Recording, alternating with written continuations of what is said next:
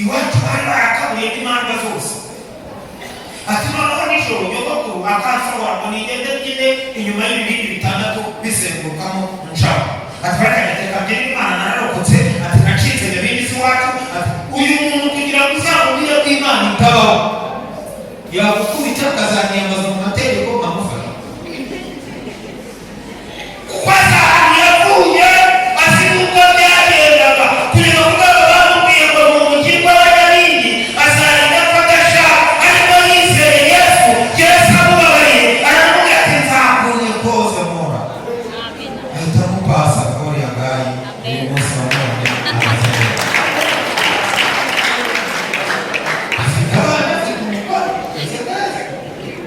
Yugute wavuga kurakagira naza kukumva kamasha. Yugute wafata imbwa y'umutwe na ngajya nisho warakagira vuga kubera imbabazi. Kera se niko bitwa abantu b'iwacu mbonye se bazi uko nitwa. Sinitwaga amajyandari matarika mutwe.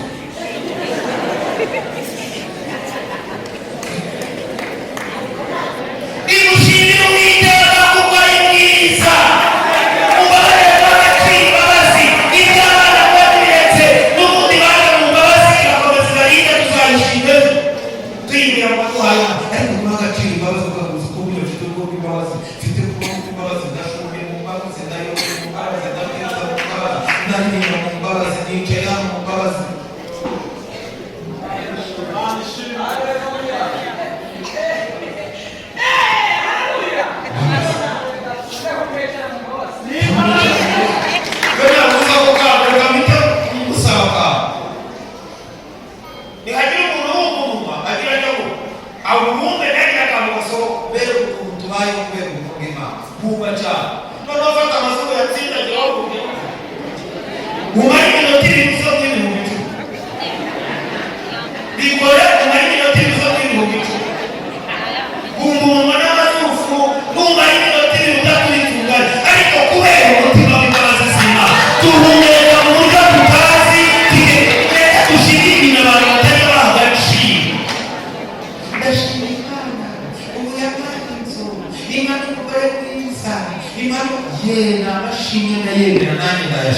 Ariko uyu mwaka ntabwo dusohoze dushima Imana imbabazi.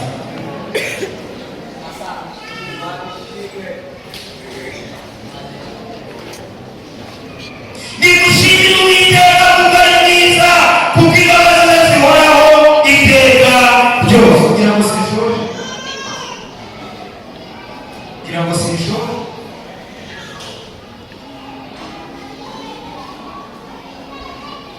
singuyu umuyobozi wa nyuma nikatuza kubwiriza nama ya roboti kaforo nahawe na kamukwezi n'agapira kanjye gakomeye n'ipantaro y'umutuku ipfunyikishije umugozi w'igikwembe.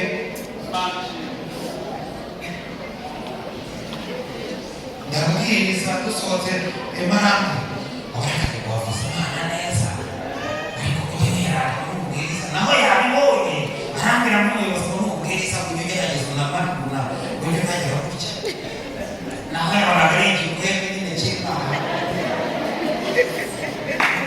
akajya akubwira ko unyabona ari ikibazo abana bigishije kwambara ishuri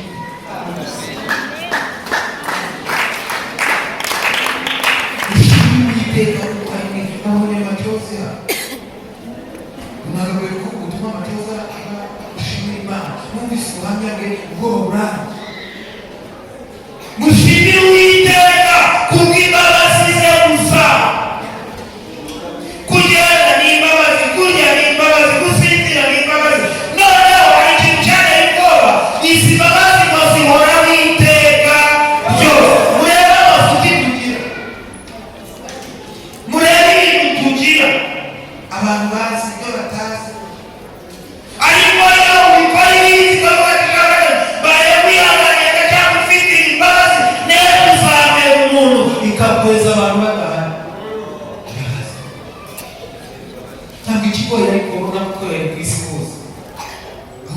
ibintu kuva muri korona tukizi ko ari Imana idukijije tukiri n'abakristo. Cyangwa igitangaza uko Naziri yaje nk'abashaka. Igitangaza uko Imana yemeye ko Naziri yemerera kuza ko n'izindi zagiye. Ntabwo cyagiye twatekerezaga ko tuzasohoka. Ntabyo twatekerezaga. Cyo muvuga ngo babakuraga mu materaniro muri babiri muri batatu. Ntabwo ibi byatekerezwaga. Ahubwo umutima wanjye uranyuze gushima. Kandi ubu none sinabikubwira ngo byumve, ahubwo ndagira ngo ubitekereze utavuga ngo nibutse iminsi ya kera nshimira Imana n'ibyo yakoze. Ese mutekereza ko igitangaza ari ugukirwa? Ahubwo igitangaza ni ukuyikira ugakomeza ukamenya n'uwayigukirije mukabana neza. Nibyo ukwiye gushima. Mutekereza ko igitangaza ari ukubona umushahara no kubona amafaranga no gukora, ahubwo gukundira Imana mu mushahara nicyo nkwiye gushimira rero mu Mana. Ndagushimiye nabonye akazi ndakomeza ndanakiza, naho akazi n'abandi barakaba. Mushimire Uwiteka kuko ari mwiza. Ejo bundi narashingiye shoje umva imbaraga zo gushima. Ndashingira ubukwe buba bwiza. Umuntu umwe w'umushuti wanjye namwe tubona akagira rwose nzakuzira mu bukwe, araza arambwira ati nzagushyigikira. Aranshyigikira. Hari abantu bazi kuvuga bagasohoza barinda ijambo bavuze. Bisoje cya gihe abana batanga impano, abandi bose gusa arabavugira runaka nazo muri Imana, runaka nazo mwumva imbaraga zo gushima. Uzi uko dushobora gushima Imana umunsi ku cyumweru. Ejo ugasanga amarembo yifunguye, ibyo watekerezaga ko bitashoboka ugasanga kuwa mbere byashobotse, ibyo wabonaga bitazakorwa kubera Imana ibonye kunyurwa kwawe gushingiye ku byo yagomba gukomeza kubana. Ngiye kumva numva ngo umugeni yifuje gushimira papa we by'umwihariko. Mbona umukobwa arahagurutse n'umuhungu araza ampagarara imbere aho nicaye, ngo amagambo yambwiye, papa ndagushimira wabayeho Macumi. Ise yitwaga Macumi. Wabayeho Macumi atabaye, wankoreye ibintu, none uburere wampaye mbonye umugabo. Ndagusezeranya ko ntazahemuka kandi nzakomeza kuba umwana.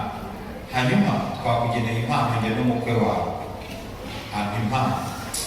Ampaye impano akantu kanyishe nako yavuze ngo wabayeho Macumi ataba. Macumi n'isi. Ahita abona Macumi atagihari, abona nyuma ahita ambwira ngo wahagaze aho Macumi atahagaze. Yongeramo akantu gakomeye ngo azutse ntacyo yamutwara, akoze neza. Yamana mwaye mudara ukabana mwumva ibintu hano birahobotse biraje mwanura amaso mwumva sinzi uko mbaye. Umwe mu batwara kamarambira akora akajya kakamuka akahina n'akana abamukubise inka, umwana yishimye agiye mu mwuka ati kamongere abamwongeye indi. Ejo bundi tuva gukura ubwatsi umwana munini. Noneho ngiye kureba Imana yamaye nsanga ni ishati y'ibihumbi 8. Ishati y'ibihumbi 8 muhesheje ebyiri kubera gushima.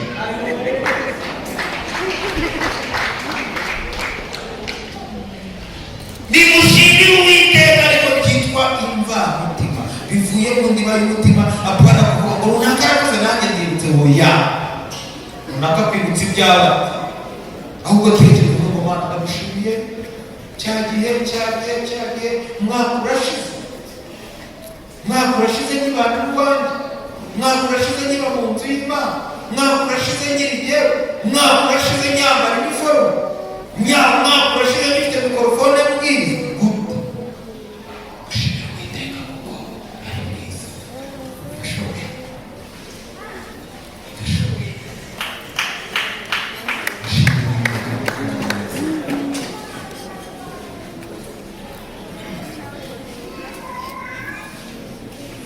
mwishimire ko yarinze ubuzima akarinda n'ibintu. Mwishimire ibirayi ntabwo Imana ari ibirayi. Uzi ko dushobora gushima Imana hano umuntu yahindura akaguze. Imana si ibirayi, ntabwo ari y'inda. kuko Imana ni iy'imbabazi. Mu mbabazi ibirayi bihita biza, mu mbabazi ibindi biteza, mu mbabazi gukira guhita kuza, mu mbabazi kwa kundi. Iyo agaciro k'imbabazi wakumvise, ishimwe ryawe rirabyibuha. Haleluya, amen. Ejo umukobwa yaririmbye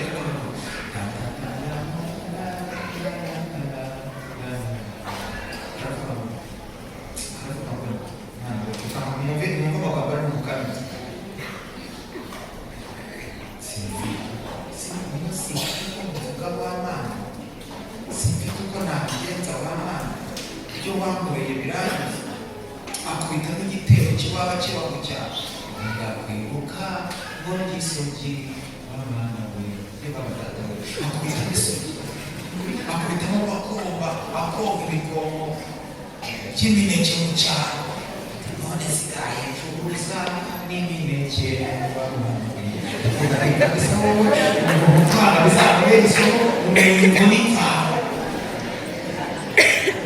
Usikuwa utagira so ukagira bakwita yo sishini.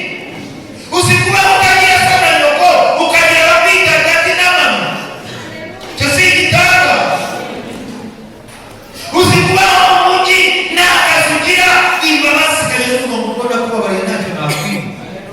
Nibyo bikaza n'abana bakaza na mwenga bikaza na mutuweli na ibintu byose turimo tubona imbabazi gusenga cyatubabaza nko kwambuka 2022 wiyambukanye umbaga. Dore shino ukwiye kwambuka no kuvuga ngo ndambutse mu buroko. Byababaza guteranya muri iki giterane cyangwa na korali igatumira abakorali bagenzi yayo tukaba turaha mushumba niyagiye uyu munsi nta mushumba uri muri paruwasi y'Urugi bose bagiye mu birori bya bihari. Sinzi uko bigenje yirwa kasagacira Imana yarwa ndashimira Imana. Gusa ukora mu rugo iyo nize gukora mu rugo Kicukiro bana 3,700 bambwira ngo nimara neza bazampa tubasaba rero mbese kongezwa tubasaba ndakora niba ntanakoze neza bansezera bataramenya.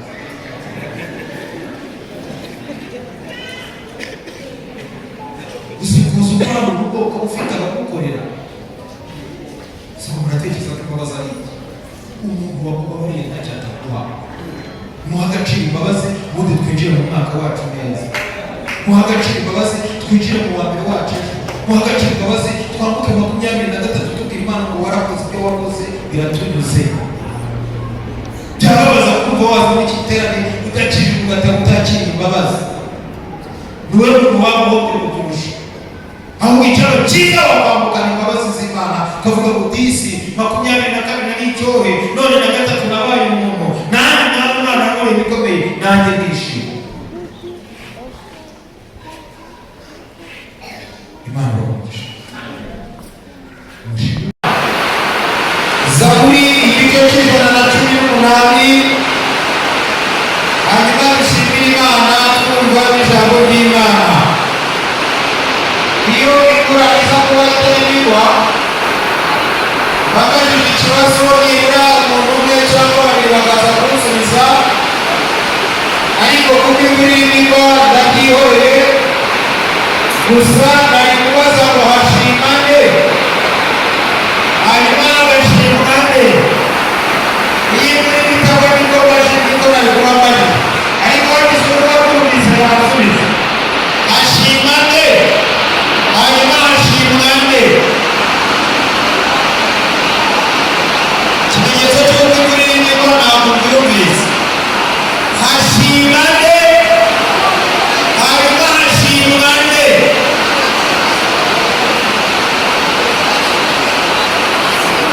Hari uri bavuga ngo hashimwa Imana ngo hagashimwa n'umuntu.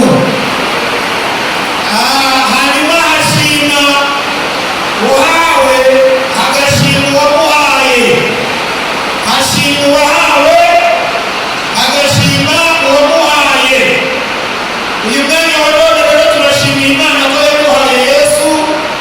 Yesu nawe akemera natwe tukemera. Imana nikomerwa amashyi.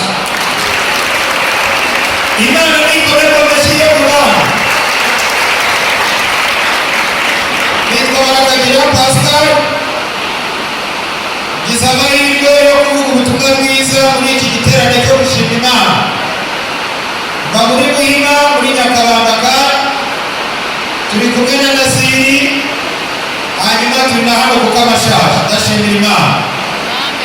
Imana yakoze kubana namwe kuva mu gitondo, natwe yakoze aho twiriwe, yakoze n'aho abandi bose biriwe. Imana yakoze kubafasha. Imana ishimwe. Ubonye Nasiri yakoze hano indirimba,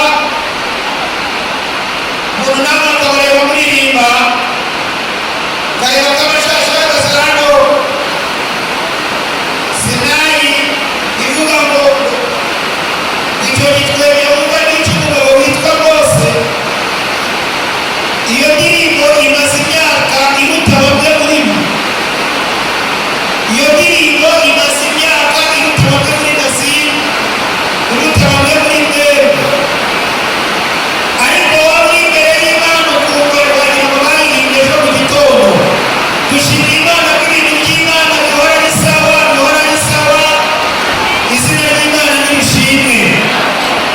Nigeze bariririmba turi Nyagatovu, mvuye kubumba amatafari mu gihogere y'Intakara, bananyambuye ngo yanyagiwe, ariko ndavuga nti nzamuka nanze kuza. None bongeye kuyiririmba ntakibumba amatafari. Imana nikomeka amashyi. Burya barakoze. Bibiliya yasabye igice cy'ijana na 18 iranditse gutya ngo nimushimire Uwiteka yuko, ntabwo ari kuko. Nimushimire Uwiteka yuko. Usome neza, ntabwo handitse ngo kuko, haranditse ngo nimushimire Uwiteka yuko ari mwiza. Icyo cyonyine gikwiye gutuma tubanza tugashimira Imana yuko Imana ari nziza. Bibiliya igakomeza ivuga ngo kuko bimeze bityo. Musome kuko imbabazi ze zihora iteka, kuko imbabazi ze zihora iteka byose. Agira ngo abwire impamvu dukwiye gushima Imana. Dukwiye no gukora mu bitekerezo, dukwiye no gukora mu bintu byose by'umwihariko mu by'Imana. Ubu umuntu utariye ntakwiye gushima Imana, utarabona icyumba ntakwiye kwishima, umukobwa wakuze warengeranye ngo ntabwo akwiye kwishima, umusore nawe wabaye ngo mu mayini ntakwiye kwishima, kuko abantu bateye. Ariko biriya ni Mungu ubwivuze. Ibyo ngibyo si byivuze, ahubwo yavuze ngo mbere ya byose banza ushimire Uwiteka yuko ari mwiza, kuko imbabazi ze zihoraho. Urashimira Imana yatubabariye. Imana nikomerwa amashyi. Ikintu cya mbere cyihutirwa ni ukubanza kumenya imbaraga z'imbabazi. Ikintu cya mbere cyihutirwa, barokore twicaye hano muri uru rusengero, bayobozi banjye nanjye ubwanjye, ikintu cya mbere cyihutirwa dukwiye kubanza gushimira Imana ni imbabazi zayo. Ubukwe twakoze tubagenza kubushima, ahubwo dushimira Imana yadufashije tugakorera ubukwe mu mbabazi. Amen. Abana twabyaye tubagenza gushima ko twabyaye, ahubwo dushime ko twabyaye mu mbabazi z'Imana. Kuko kubyara birasanzwe, ariko kubyara mu mbabazi z'Imana ni ikimenyetso cy'uburere kuko ababyaye bazabaho neza. Naho kubyara byo n'abandi barabyara, ariko ababyariye mu mbabazi twebwe tubiha agaciro kuko nta cyizere cyo kubyara twari dufite. Hanyuma n'abo tubyaye tubabyara Imana ibyemeye, iravuga ngo nzabihera abana, tubyara abana bo mu mbabazi. Imana ishimwe. Mushimire Uwiteka.